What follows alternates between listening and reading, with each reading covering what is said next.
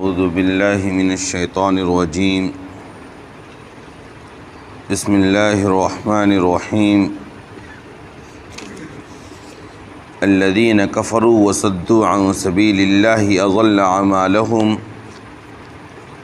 والذین آمنوا وعملوا الصالحات وآمنوا بما نزل على محمد وهو الحق من ربهم کفر عنہم سیئاتہم واصلح بالہم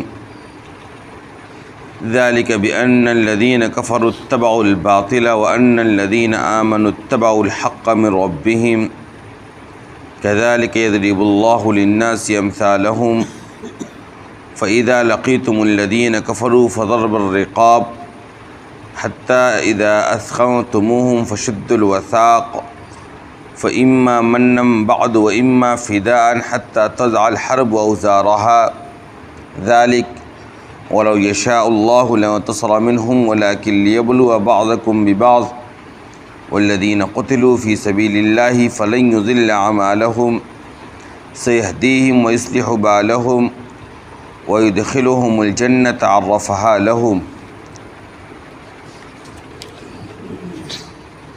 شروع کرتا ہوں اللہ کے نام سے جو سب پر مہربان ہے، بہت مہربان ہے۔ جن لوگوں نے کفر اختیار کیا اور لوگوں کو اللہ کے راستے سے روکا، اللہ ان کے اعمال کو اکارت کر دیے، اور جو لوگ ایمان لائے اور نیک عمل کیے اور ان باتوں کو دل سے مانا جو محمد صلی اللہ علیہ وسلم پر نازل کی گئی ہے اور وہی ان کے پروردگار کی طرف سے حق ہے، تو اللہ ان کے گناہوں کو مٹا دیا اور ان کے حالات کو درست کر دیا۔ یہ اس وجہ سے کہ جن لوگوں نے کفر اختیار کیا انہوں نے باطل کی پیروی کی، اور یہ کہ جو لوگ ایمان لائے انہوں نے حق کی پیروی کی جو کہ ان کے پروردگار کی طرف سے آئی ہے۔ اسی طرح اللہ لوگوں کے سامنے ان کے حالات بیان کرتا ہے۔ لہذا جب تمہارا مقابلہ ان لوگوں سے ہو جنہوں نے کفر اپنایا ہے تو ان کی گردنوں کو مارو، یہاں تک کہ جب تم ان کی طاقت کچل چکو تو انہیں مضبوطی سے قید کر لو، پھر یا تو احسان کر کے چھوڑ دو یا فدیہ لے کر چھوڑ دو، یہاں تک کہ جنگ اپنے ہتھیار اتار دے۔ یہی تمہارے لیے حکم ہے، اور اگر اللہ چاہتا تو وہ خود ان سے انتقام لے لیتا، لیکن وہ تم میں سے ایک دوسرے کو آزمائش میں ڈال رہا ہے، لیکن وہ تم کو ایک دوسرے کے ذریعے آزما رہا ہے، اور جو لوگ اللہ کے راستے میں قتل کیے جاتے ہیں ہرگز اللہ ان کے اعمال کو ضائع نہیں کرے گا، بلکہ انہیں ان کے منزل مقصود تک پہنچا دے گا اور ان کی حالت درست کر دے گا، اور انہیں جنت میں داخل کر دے گا جسے اس نے ان کو اچھی طرح پہچنوا دیا ہے۔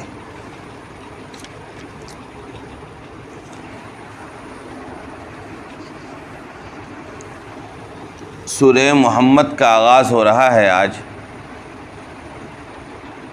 یہ ایک مدنی صورت ہے، سورہ محمد مدنی صورت ہے، اور اس کے اندر 38 آیتیں اور 4 رکوع ہیں۔ سورہ محمد ایک مدنی صورت ہے، یعنی ہجرت کے بعد نازل کی گئی ہے۔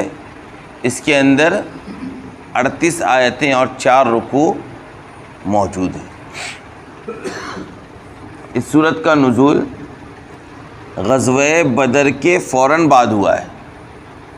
سن 2 ہجری میں غزوہ بدر پیش آیا تھا، اس کے بعد ہی اس صورت کا نزول کیا گیا ہے. مسلمان جو اب تک 13 سال تک صبر اور برداشت کے ساتھ مکہ مکرمہ میں زندگی گزارتے چلے آ رہے تھے، اور اب انہوں نے ہجرت کر کے مدینہ منورہ کو اپنا نیا وطن متعین فرمایا تھا، اور وہاں اسلامی حکومت کی ابتدا ہو چکی تھی. تو عرب کے کفاروں کو مدینہ منورہ کی یہ ابھرتی ہوئی اسلامی حکومت کھٹک رہی تھی، اور وہ اس درپیت پہ تھے کہ کیسے ان کے اوپر حملہ کر کے ان کی حکومت کو نیست و نابود کر دیا جائے. لہذا اس موقع پر سورہ محمد کا نزول ہوتا ہے، اور باضابطہ اس صورت کے اندر مسلمانوں کو جہاد و قتال کا حکم دیا جاتا ہے، اور جہاد و قتال میں شریک ہونے والے لوگوں کی فضیلت بیان کی جاتی ہے، اور جہاد و قتال کے موقع پر قید ہو کر آنے والے قیدیوں کے احکامات بھی اس صورت کے اندر بیان کیے گئے. آئی بات سمجھ میں؟ اس صورت کا نزول غزوہ بدر کے بعد ہے، اور وہ اب ایسا موقع ہے کہ اب مسلمانوں کو باضابطہ اس بات کی اجازت دی گئی کہ دیکھو، جن لوگوں کے اوپر ظلم کیا گیا اور ان کو ان کے گھروں سے نکال دیا گیا، اور جو لوگ مسلسل پچھلے 13 سالوں سے کیا کر رہے ہیں؟ صبر کے ساتھ زندگی گزار رہے ہیں، اب ان کو اپنے دفاع کے لیے قدم اٹھانے کی اجازت دی گئی ہے کہ اب وہ دفاعی پوزیشن میں جا کے، بلکہ اگر حالات ایسے ہوں کہ اقدام بھی کرنا پڑے تو اب مسلمانوں کی اس بات کی اجازت دی جاتی ہے کہ وہ جنگ کے میدان میں اتر سکتے ہیں، ان سے مقابلہ کریں. اور اسی کے ساتھ جنگ و قتال میں شریک ہونے والے مسلمانوں کی فضیلت بھی بیان اس صورت کے اندر کی گئی. اور جب جنگ ہوگی تو عام طور پر ایسے حالات بھی بنتے ہیں کہ جنگ کے اندر کچھ لوگ قید ہو کر لائے جاتے ہیں، تو ان قیدیوں کے کیا احکامات ہیں، ان قیدیوں کے ساتھ کیا سلوک کیا جائے گا، اس کے متعلق بھی اس صورت کے اندر احکامات نازل کیا گیا ہے. لہذا باضابطہ دوسری آیت میں ہی باضابطہ آپ صلی اللہ علیہ وسلم کا اسم مبارک استعمال کیا گیا ہے. باضابطہ آپ کے نام کا تذکرہ ہے محمد، یہ آپ صلی اللہ علیہ وسلم کا نام تھا، اس نام کا باضابطہ تذکرہ ہے. اسی مناسبت سے اس صورت کا نام سورہ محمد رکھ دیا گیا ہے. اور اسی کے ساتھ چونکہ اس صورت کے اندر قتال کے احکامات بیان کیے گئے ہیں، اسی کی مناسبت سے اس صورت کا دوسرا نام سورہ قتال بھی ہے. اس صورت کا دوسرا نام سورہ قتال بھی. اب تک آپ نے عام طور پر مکی صورتوں کی تفسیر سنی ہے، اور اس کے اندر جو مضامین بیان کیے گئے تھے وہ عام طور پر توحید، رسالت اور آخرت کا بیان تھا، عقائد پر زور تھا. اعمال بہت تفصیلات سے بیان نہیں کیے گئے تھے. جنگ و جدال کا سارا جو کنسپٹ ہے، سارے جو قوانین ہیں، سارے جو اصول ہیں، یہ مدینہ منورہ جانے کے بعد نزول ہوا ہے. لہذا مدنی صورتوں کے اندر ان ساری چیزوں کے متعلق اور بہت سے دیگر عبادات کے متعلق احکامات کا بیان ہے. اسی میں سے یہ ایک صورت ہے. اور اب آگے مجھے لگتا ہے کہ زیادہ تر یا بہت حد تک آپ کو مدنی صورتوں کا ہی بیان ملے گا، اور اس کے اندر عام طور پر مشترک طور پر یہی مضامین بیان کیے گئے. لہذا سب سے پہلے صورت کا آغاز بسم اللہ سے کیا گیا. اور دیکھیے انداز بالکل چینج ہے. مکہ میں جو صورتیں نازل ہو رہی تھیں اس میں کیا تھا؟ کہیں الف لام میم، کہیں طٰہٰ، کہیں کاف ہا یا عین صاد. اور بنیادی طور پر دیکھو یہ وہ کتاب ہے جو تمہارے اوپر نازل کی جا رہی ہے، اس پروردگار کی طرف سے جس کا اقتدار بھی قابل ہے، جس کا حکمت بھی کامل ہے. یہ پورا انداز اور اسلوب تھا مکی صورتوں کا. یہاں چونکہ اب معاملہ بالکل پلٹ چکا ہے. اب مسلمانوں کو دفاعی پوزیشن پر اقدامی پوزیشن پر آ کر کھڑے ہونا ہے۔ اب وہ بات نہیں ہے جو کہاں تھی، مکہ مکرمہ کے اندر تھی۔ اب باضابطہ مسلمانوں کی اپنی اسلامی حکومت قائم ہو گئی ہے۔ اب ان اسلامی حکومت کے زیر سایہ ہی آگے پورے معاملات چلیں گے۔ اب اسلامی حکومت کا اصول رول، یعنی اب تک کیا تھا، بالکل ابتدائی دور تھا، دعوت کا دور تھا، صبر کا دور تھا، برداشت کا دور تھا۔ اب باضابطہ ہجرت کر کے ایک نئی حکومت قائم کر دی گئی، اور اب اس حکومت کے تحت ہی آگے چل کر رہتی دنیا تک اسلام کو زندہ رہنا ہے، اور اسی کی طرح اب سارے معاملات آگے بڑھیں گے۔ تو اب معاملات بالکل الگ ہو گئے۔ اب جو آیتیں نازل ہو رہی ہیں، اب جو صورت نازل ہو رہی، ان کے مضامین بھی کیا ہے، بالکل چینج ہے۔ لہذا کہا دیکھو الذین کفروا وصدوا عن سبیل اللہ اضل اعمالهم۔ صورت کا آغاز دیکھیے، نہ الف لام میم ہے، نہ ہا میم ہے، نہ اللہ کی حمد و ثنا یا توحید اور رسالت کا ابتدائی بیان ہے۔ دیکھا آپ نے نا، عام طور پر ہم دیکھتے تھے سب سے پہلے توحید، پھر رسالت، پھر بعض بادل موت، اس پر ہونے والے اعتراض کا جواب، مختلف پہلوؤں سے سمجھانا، ماضی کی قوموں کا تذکرہ، ماضی کے انبیاء ان کی قوموں کا بیان، انہوں نے نہیں مانا تو ان کا کیا حشر بنا، یہ سارے تذکرے تھے۔ یہاں ڈائریکٹ دیکھیے الذین کفروا وصدوا عن سبیل اللہ، سن لو جن لوگوں نے کفر اپنا رکھا ہے اور لوگوں کو اللہ کے راستے سے جو لوگ روک رہے ہیں اور لوگوں کو اسلام قبول کرنے نہیں دے رہے ہیں، پہلی بات تو سن لے اضل اعمالهم، ان کے سارے اعمال اللہ کارت کر دیا، اللہ نے ان کے سارے اعمال کو ضائع اور برباد کر دیا۔ مطلب کیا ہے؟ مطلب یہ ہے کہ دیکھو ان لوگوں نے جو بھی نیک عمل کیا نا، اس کا بدلہ ان کو اسی دنیا کے اندر دے دیا گیا، آخرت میں ان کا کوئی نیک عمل کام آنے والا نہیں ہے۔ کیوں؟ کیونکہ آخرت میں نیک اعمال کے قبول ہونے کے لیے ایمان شرط ہے۔ اب تک تو مکی صورتوں کے اندر یہ سمجھایا جاتا تھا کہ ایمان لے آؤ، ایمان لے آؤ، یہاں کہا جا رہا سن لو، ایمان نہیں لا رہے ہو نا، اور سوچ رہے ہو کہ نیکیاں کر رہے ہیں، لوگوں کے لیے لنگر لگا رہے ہیں، پانی پلا رہے ہیں، مصیبت زدہ کی مدد کر رہے ہیں، لوگوں کے ساتھ نیک اعمال کر رہے ہیں، اور یہ نعرہ لگا رہے ہیں کہ انسانیت سب سے بڑا دھرم ہے، تو سن لو یہ انسانیت جس کو تم سب سے بڑا دھرم سمجھ رہے ہو، تمہاری غلط فہمی ہے، کیونکہ انسانیت کی تعلیمات بغیر دھرم کے آ ہی نہیں سکتی ہے۔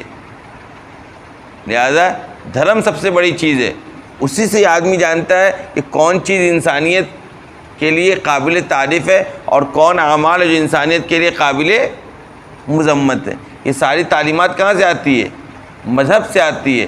مذہب کے بغیر کوئی اعمال، کوئی عمل، کوئی انسانیت، کوئی وقت اور کوئی حیثیت نہیں رکھتی۔ لہذا تم نے جو بھی نیک عمل کیا اس کا بدلہ تمہیں اسی دنیا کے اندر دے دیا جائے گا، آخرت میں اعمال کے قبول ہونے کے لیے ایمان شرط جو تم لے کر نہیں رہو۔ لہذا جو لوگ کفر اپنا رکھے ہیں اور لوگوں کو اللہ کے راستے سے روکتے ہیں، اللہ نے ان کے اعمال کو کیا کر دیا؟ ضائع کر دیا۔ ہاں، اس کے بالمقابل والذین آمنوا وعملوا الصالحات وآمنوا بما نزل علی محمد وهو الحق من ربهم کفر عنہم سیئاتہم واصلح بالہم۔ اس کے بالمقابل جو لوگ ایمان لائیں اللہ اس کے رسول پر، نیک اعمال کر رہے ہیں اور ان تمام باتوں کو دل سے مان رہے ہیں جو محمد صلی اللہ علیہ وسلم پر نازل کیا گیا۔ یہ دیکھیں اس کے علاوہ کسی اور صورت میں اب تک 26 پاروں کے اندر آپ نے نہیں دیکھا کہ باضابطہ محمد صلی اللہ علیہ وسلم کے نام کا کیا ہو، تذکرہ ہو۔ اس صورت کے اندر پہلی مرتبہ تذکرہ کیا گیا، لہذا اسی کی مناسبت سے اس صورت کا نام ہی کیا رکھ دیا گیا؟ سورہ محمد۔ یہ سورہ فتح سے پہلے کی صورت ہے۔ اور ان چیزوں کو دل سے مانا جو محمد صلی اللہ علیہ وسلم پر نازل کیا گیا، اور سن لو وَهُوَ الْحَقُّ مِن رَبِّهِمْ، اور وہی ان کے پروردگار کی طرف سے حق ہے۔ جو باتیں بھی محمد صلی اللہ علیہ وسلم پر نازل کی جا رہی ہے، جو کلام بھی ان کے اوپر بھیجا جا رہا ہے، جو وہی ان کے اوپر اتاری جا رہی ہے، وہی کیا ہے؟ برحق ہے۔ تو جو لوگ ایسا کریں گے کفر عنہم سیئاتہم واصلح بالہم، اللہ ان کے گناہوں کو مٹا دے گا۔ ان کے گناہ کیا ہو جائیں گے؟ ان ایمان و اعمال صالحہ کی بنیاد پر مٹا دیے جائیں گے، معاف کر دیے جائیں گے۔ واصلح بالہم، اور اللہ ان کے حالات کو درست کر دے گا۔ ان کے حالات کیا ہو جائیں گے؟ درست ہو جائیں گے۔ جنت میں ان کو کوئی غم اور تکلیف نہیں ہوگی، سارے گناہ معاف کر کے ان کو جنت میں ڈال دیا جائے گا۔ کیوں یہ ایسا کیوں کیا جائے گا؟ اس کی وجہ سے ذالک بأن الذین کفروا اتبعوا الباطل وَأَنَّ الَّذِينَ آمَنُوا اتَّبَعُوا الْحَقَّ مِن رَبِّهِمْ، کیونکہ جو لوگ کفر اپنا رہے ہیں وہ دراصل باطل کی پیروی کر رہے ہیں، ناحق کی پیروی کر رہے ہیں، ضلالت و گمراہی کے پیچھے چل رہے ہیں، اور ان کے بالمقابل جو لوگ ایمان لائے وہ حق کے پیروکار ہیں۔ اس وجہ سے یہ فیصلہ ہوگا کہ جو لوگ حق کے پیروکار ہیں ان کے گناہوں کو معاف کر دیا جائے، ان کے حالات درست کر دیے جائے، اور جو باطل کا پیروکار ہے ان کے اعمال کو ضائع کر دیا جائے۔ اور سن لو، یہی حق جو ہے جن کی پیروی کر رہے ہیں، یہی ان کے پروردگار کی طرف سینے عطا کیا گیا ہے۔ لہذا کذالک یضرب اللہ للناس امثالہم، اللہ تبارک و تعالیٰ لوگوں کے سامنے ان کے حالات بیان کرتا ہے۔ اسی طرح اللہ لوگوں کے سامنے ان کے حالات بیان کر رہا ہے تاکہ لوگ عبرت لیں کہ دیکھو بھائی، جو ایمان لائے گا، جو اعمال صالحہ کرے گا، اس کے گناہ معاف کر دیے جائیں گے، اسے جنت میں داخل کر دیا جائے گا، وہ حق کا پیروکار ہے۔ اور جو لوگ برائی کر رہے ہیں، ایمان نہیں لا رہے ہیں، کفر کو اپنائے ہوئے ہیں، وہ کیا ہے؟ دراصل باطل کے پوجا کرنے والے ہیں، اور ان کے اعمال ضائع کر دیے جائیں گے، ان کے لیے خسارہ ہی خسارہ ہے۔ اللہ تبارک و تعالیٰ عبرت کے لیے، غور و فکر کرنے کے لیے، سمجھنے کے لیے، سبق حاصل کرنے کے لیے لوگوں کے جو حالات ہیں وہ لوگوں کے سامنے پیش کرتا رہتا ہے۔ لہذا یہ تو 3 آیتیں ہو گئی یہاں پر۔ اب جو آیت ہے چوتھی آیت، وہ انتہائی اہم آیت ہے، اور اس کے اندر ابھی میں نے آپ کے سامنے اس صورت کے تعارف کے طور پر کیا پیش کیا کہ دیکھیے اس صورت کے اندر جنگ و قتال کے احکامات بیان کیے گئے ہیں، جنگ و قتال کی اجازت دی گئی ہے، اور خاص طور پر جنگ و قتال کے موقع پر جو قید ہو کر جو لوگ آتے ہیں ان کے ساتھ کیا معاملہ کرنا ہے اس کا تذکرہ ہے۔ لہذا اب جو آیت ہے اس آیت کے اندر یہ بات کہی گئی کہ دیکھو، جب تمہارا مقابلہ ہو جائے کن لوگوں سے؟ جن لوگوں نے کفر اپنا رکھا ہے، تو پہلا کام یہ فضرب الرقاب، ان کی گردنوں کو مارو، قتل کرو ان کو۔ لہذا حتی اذا اثخنتموہم، یہاں تک کہ جب تم ان کی طاقت کو اچھی طرح کچل دو، اس کے بعد کیا کرنا ہے؟ فشد الوثاق، پھر مضبوطی سے ان کو گرفتار کر لو۔ یعنی اگر جنگ کے اندر تمہارا مقابلہ ہو جائے کافروں سے، جنگ و قتال کا موقع آ جائے، تو پہلا حکم تو یہ ہے کہ جم کر لڑو اور خون بہاؤ، پیچھے تمہیں نہیں ہٹنا ہے، کسی قسم کی مروت نہیں دکھلانی۔ ہاں، یہاں تک کہ بالکل ان کی جب طاقت کچل کے رکھ دو، کافروں کا جن سے تمہارا مقابلہ ہو رہا ہے، جو تمہارے ساتھ جنگ کے میدان میں اترے ہوئے ہیں تمہارے خلاف، ان کو جب تم بالکل ان کی طاقت کو کچل کر ان کو بالکل رون کر رکھ دو، ان کی کمر کو بالکل کیا کر دو؟ توڑ دو، پھر ان میں سے کچھ لوگوں کو تم گرفتار کر لو۔ اب گرفتار کرنے کے بعد تمہیں کیا کرنا ہے؟ فَإِمَّا مَنًّا بَعْدُ وَإِمَّا فِدَاءً۔ تو اب یا تو تم یہ بھی کر سکتے ہو کہ احسان کرو اور انہیں یوں ہی بغیر فدیہ کے چھوڑ دو ان قیدیوں کو، یا یہ کہ تم قیدیوں کو فدیہ لے کر چھوڑ دو۔ دونوں کا تمہیں کیا ہے؟ اختیار ہے۔ حتیٰ تضع الحرب اوزارہا، اب ہم ترجمہ کر رہے ہیں، مطلب بتائیں گے آپ کو آگے۔ یہ کب تک چلے گا؟ جب تک کہ جنگ اپنے اوزار کو نہ ڈال دے۔ کیا مطلب؟ مطلب یہ کہ یہ سارا اختیار اس وقت تک ہے جب تک جنگ چل رہی ہے۔ جب جنگ ختم ہو گئی اور ہتھیار ڈال دیے گئے، ایک دوسرے سے لوگ الگ ہو گئے، تو اب تمہیں ان چیزوں کا اختیار نہیں ہے، اب تمہیں ان چیزوں کا اختیار نہیں ہے۔ لہذا ذالک، یہی تمہارے لیے کیا ہے؟ حکم ہے۔ اور اگر اللہ چاہتا تو وہ خود بھی ان سے انتقام لے سکتا تھا، لیکن اللہ تم میں سے ایک دوسرے کو ایک دوسرے کے لیے آزمائش کا ذریعہ بنا دیا ہے۔ اور سن لو، جو لوگ اللہ کے راستے میں قتل کیے جاتے ہیں، اللہ ان کے اعمال کو ہرگز ضائع نہیں کرے گا۔ یہ تو ہے اس آیت کا ترجمہ۔ اب اس آیت کے اندر کیا حکم دیا گیا مسلمانوں کو، اسے ہمیں اور آپ کو جاننا اور سمجھنا ہے۔ اس سے پہلے آپ ایک بات جان لیں کہ غزوہ بدر کب ہوا تھا؟ سن 2 ہجری میں۔ غزوہ بدر کا واقعہ آپ نے پیچھے بہت تفصیل سے سنا ہے، سورہ انفال کے اندر اور سورہ آل عمران کے اندر بھی کچھ تذکرہ ہے۔ اس موقع پر آپ کو یہ بات بتلائی گئی تھی کہ غزوہ بدر میں 70 کافر قید کر کے لائے گئے تھے۔ کفار کی 70 لوگوں کو قید کر کے مدینہ منورہ لایا گیا تھا۔ اب ان قیدیوں کے ساتھ کیا معاملہ کیا جائے. دیکھیے ابھی بالکل نیا پہلی مرتبہ جنگ کا سامنا ہوا تھا، تو جنگی اصول، جنگی احکامات بہت تفصیل سے اس وقت تک نازل نہیں ہوئے تھے. جیسے میں نے بتلایا نا آپ کو کہ غزوہ بدر کے بعد یہ صورت نازل کی گئی ہے. اس کے اندر باضابطہ احکامات بیان کیے گئے ہیں جنگ و قتال کے، اور قیدیوں کے ساتھ کیا آپ کو سلوک کرنا ہے. تو نیا معاملہ تھا. اب یہ قیدی جو قید ہو کر آئے تھے، تو ان قیدیوں کے ساتھ کیا سلوک کیا جائے، اس کو لے کر ابھی واضح احکام نازل آسمان سے نہیں ہوا تھا. تو صحابہ کرام کی رائے دو طرح کی بنی تھی. حضرت عمر فاروق رضی اللہ تعالیٰ عنہ اور کچھ صحابہ کرام کی رائے یہ تھی کہ ان 70 قیدیوں کو کیا کر دیا جائے، قتل کر دیا جائے، ان کا خون بہا دیا جائے. آپ صلی اللہ علیہ وسلم نے حضرت ابوبکر صدیق رضی اللہ تعالیٰ عنہ اور اکثر صحابہ کرام کی رائے پر یہ فیصلہ کیا کہ ان کو فدیہ لے کر چھوڑ دیا جائے، ان کو قتل نہیں کیا جائے بلکہ ان کے ساتھ کیا کیا جائے، فدیہ لے کر ان کو چھوڑ دیا جائے. یہ فیصلہ مسلمانوں نے مشورے سے طے کیا تھا. آپ کو پتہ ہے کہ باضابطہ سورہ انفال کے اندر یہ فیصلہ ہو جانے کے بعد اللہ تبارک و تعالیٰ نے آیت نازل کر کے مسلمانوں کے اس مشورہ پر عمل کرنے کو لے کر اپنی ناپسندیدگی کا اظہار فرمایا.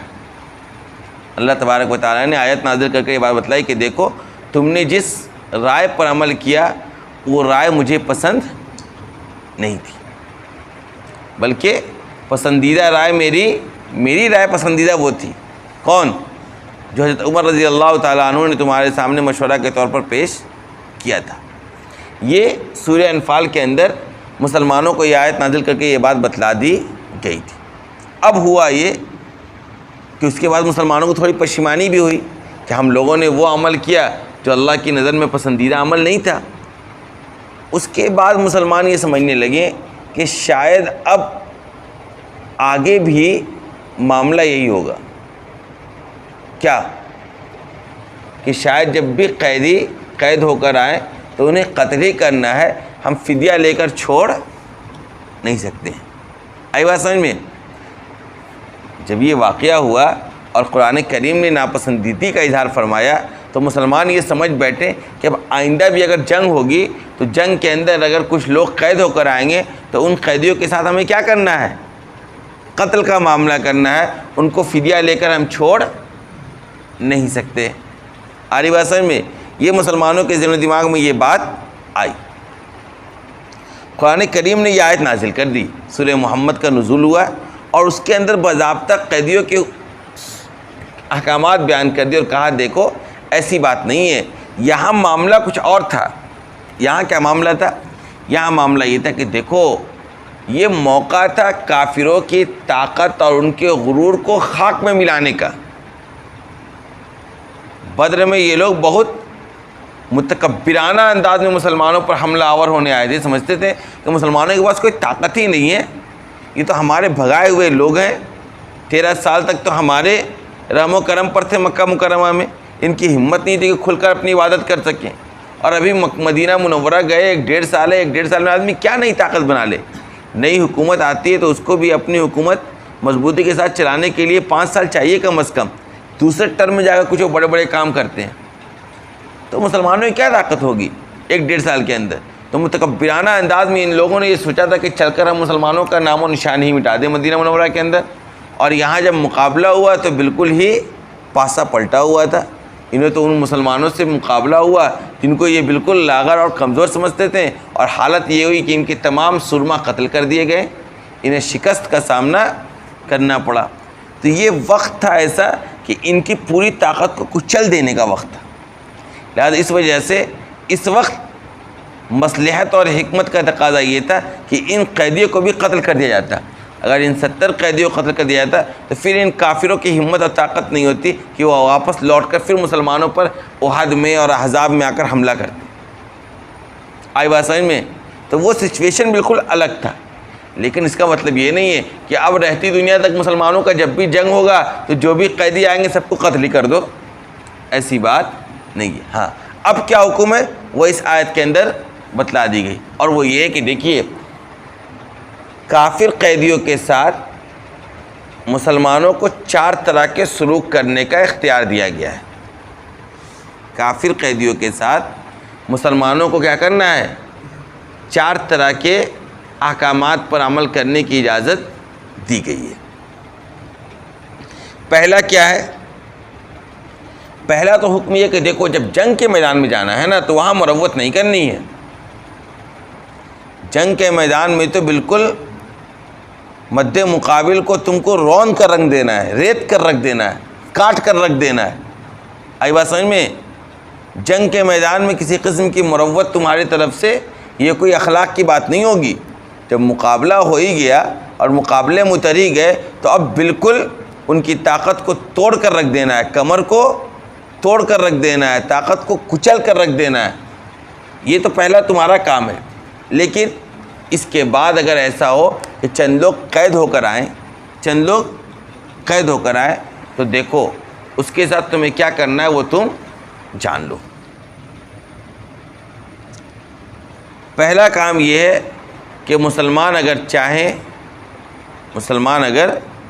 اسلامی حکومت اگر چاہے، یہ سارے احکام اسلامی حکومت کے ثوابدید پر مشتمل ہے، یعنی اسلامی حکومت حالات کے اعتبار سے جو مناسب سمجھے وہ فیصلہ کرے، ان 4 فیصلوں میں سے کسی ایک فیصلے کو سامنے رکھ کر قیدیوں کے ساتھ۔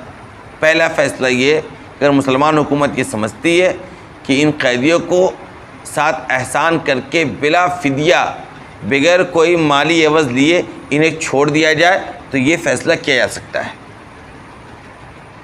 آئی بات سمجھ میں؟ اسلامی حکومت اگر چاہے کہ ان قیدیوں کو ہم کیا کریں، یوں ہی چھوڑ دیں، ان سے کچھ معاوضہ نہ لیں، تو اس کا اختیار ہے۔ 1 نمبر 2، اگر اسلامی حکومت یہ سمجھتی ہے کہ مناسب یہ ہے کہ ان سے کچھ معاوضہ لے لیا جائے، کچھ فدیہ لے لیا جائے، کچھ پیسہ لے لیا جائے، اور وہ لے کر اس کے بدلے میں ان کو آزادی دی جائے، تو اس کی بھی کیا ہے؟ اجازت۔ آئی بات سمجھ میں؟ اسلامی حکومت کو ایک تو اس بات کی اجازت ہے کہ بغیر فدیہ انہیں چھوڑ دے، احسان کر دے ان کے ساتھ۔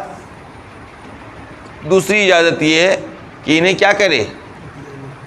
فدیہ لے کر چھوڑ دے۔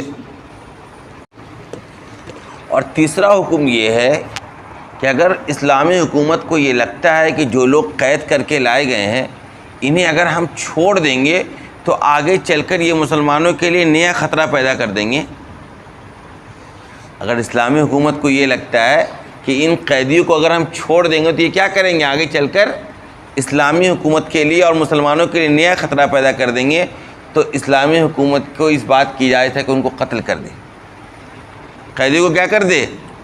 قتل کر دے۔ 3 اور چوتھا حکم یہ ہے کہ اگر اسلامی حکومت کو یہ لگتا ہے کہ یہ ان قیدیوں کو اگر اپنے پاس رکھا جائے تو ان سے آگے چل کر اس بات کی امید ہے کہ اسلام کو فائدہ ہو، مسلمانوں کو فائدہ ہو، ان کی صلاحیتوں سے، ان کی ٹیکنالوجی سے، ان کی اسکل سے، ان کی تعلیم سے، ان کی قابلیت سے ہم کیا کریں گے؟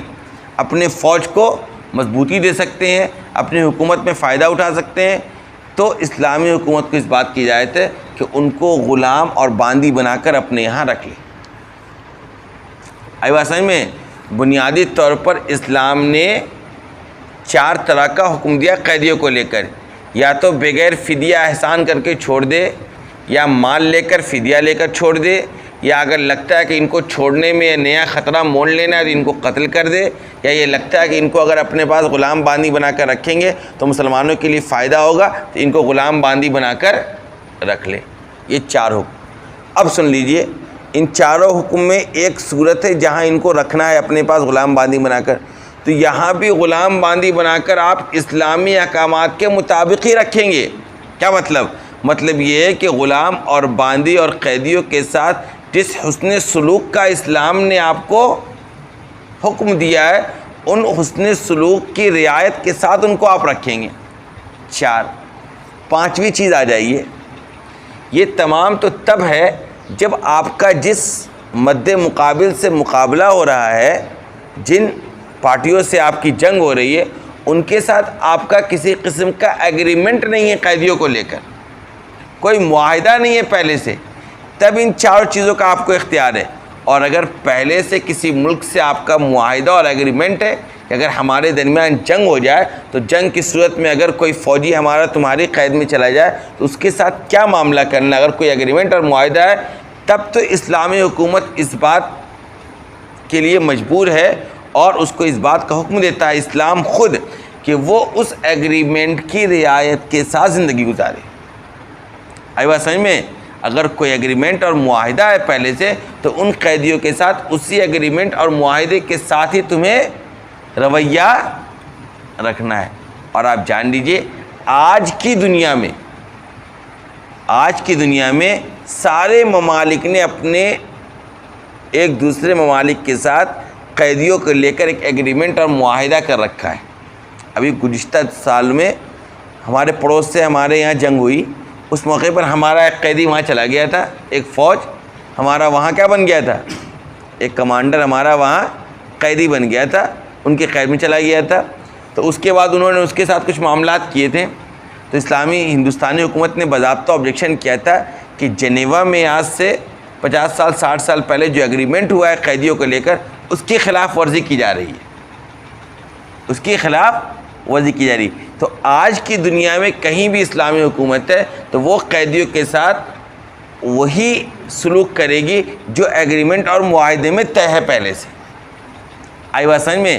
آج یہ کسی بھی اسلامی حکومت کو اگر اس کا ایگریمنٹ کسی ملک کے ساتھ ہے تو اس کو یہ اختیار نہیں ہوگا کہ ان قیدیوں کو قتل کر دے، یا اس کو یہ اختیار نہیں ہوگا کہ ان قیدیوں سے مال لے کر ان کو چھوڑ دے، بلکہ دنیا میں جو گلوبلی طور پر جو ایگریمنٹ ہو چکا، اگر آپ اس ایگریمنٹ کا حصہ ہیں تب دنیا میں کئی جگہ پہ اسلامی حکومت ہے، یہ 57 اسلامی ممالک ہے جو کہتے ہیں کہ ہم اسلام کو فالو کرتے ہیں، تو وہ لوگ بھی UN کے ساتھ معاہدے میں ہیں، تو ان کا بھی ایگریمنٹ ہے، تو ان کے یہاں بھی اگر کوئی قیدی آئے گا تو یہ چاروں احکامات پر ان کو عمل نہیں کرنا ہے، بلکہ اسلامی ان کو اس بات کی اجازت دیتی ہے کہ معاہدہ اگر کسی قوم سے، یہ تو حدیث کے اندر موجود ہے یہ ساری چیزیں، کسی قوم سے تمہارا معاہدہ ہو گیا ہے تو اب معاہدے کے اعتبار سے تمہیں کیا کرنا ہے، سلوک کرنا ہے۔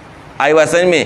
یہ ہے اسلام کا قیدیوں کو لے کر نازل کیا گیا حکم، جس کو اس صورت کے اندر تفصیل سے بیان کر دیا گیا، اور یہ بات سمجھا دی گئی کہ دیکھو غزوہ بدر میں جو ہوا ہے وہ سمجھ کر اب تم ہی مت سمجھ کر بیٹھ جانا کہ آگے اب فدیہ نہیں لے سکتے، بلکہ آگے تم فدیہ لے کر بھی چھوڑ سکتے ہو، بغیر فدیہ کے بھی چھوڑ سکتے ہو، قتل بھی کر سکتے ہو، ان کو غلام اور باندی بھی بنا کر رکھ سکتے ہو۔ اور اب کی دنیا میں باضابطہ یہ بھی ایگریمنٹ ہو گیا ہے کہ کوئی کسی انسان کو غلام اور باندی نہیں بنائے گا، لہذا یہ تیسرا شق ختم ہو گیا۔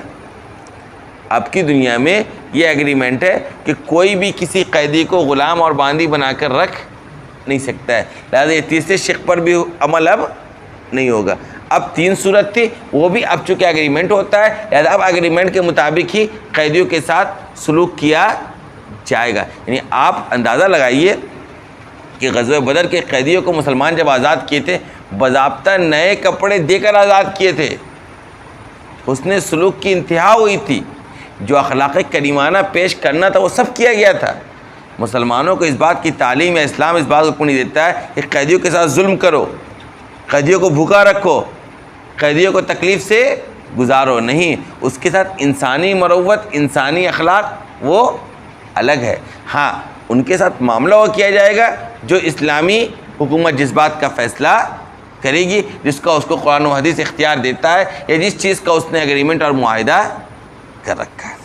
لہذا اب دوبارہ ترجمہ سن لیجئے کہ جب تمہارا مقابلہ کافروں سے ہو جائے تو ان کی گردنوں کو مارو۔ پہلا حکم تو یہی ہے، جب میدان جنگ میں ہو تو مقابلہ جم کر کرو، حتی تضع الحرب حتی اذا اثخنتموہم، یہاں تک کہ جب تم ان کی طاقت کو کچل ڈالو۔